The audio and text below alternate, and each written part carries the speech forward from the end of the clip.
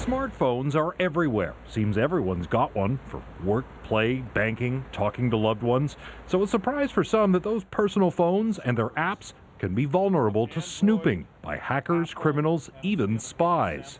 I think it's scary. Like, we're on our phones 24/7. We use it for school. We use it for social media. Top secret documents from Canada's communications security establishment show Canada and its allies have worked not to hack all mobile phones, but to be able to break into ones of interest. And to do it, back in 2012, they targeted online stores and computer servers that sell downloadable mobile apps. Not in their own countries, but elsewhere in Europe, Africa, the Caribbean. They were looking for servers that could be exploited, used to secretly implant spyware into a suspect's smartphone.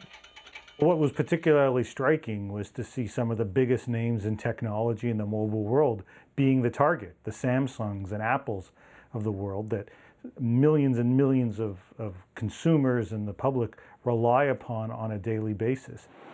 But military experts say this spyware would only be used on prime suspects or intelligence targets. We don't need to overplay here that somehow signals intelligence is trying to get into the communications of billions of citizens. Rather, they're trying to use these techniques to, in a very surgical fashion, go after very particular individuals. The documents also show that spy agencies have secretly been exploiting weaknesses in a popular mobile browser. Visit ucweb.com to download the fastest mobile browser. It boasts 500 million users, mostly in China and India, but its software leaked all kinds of private data, exposing users' phone details, SIM card information, even their location.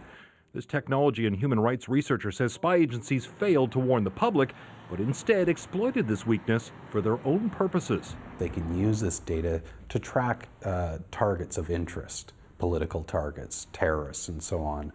But at the same time, there's a trade-off. They're leaving hundreds of millions of people exposed to other actors who may be doing similar things for other purposes. Now, the makers of UC Browser last week patched the leaks in their software after calls from CBC. Meanwhile, Canada's Electronic Spy Agency won't discuss its smartphone hacking program, other than to say it's all legal, part of their mandate to collect foreign intelligence and assist in national security investigations. Dave Seglin, CBC News, Toronto.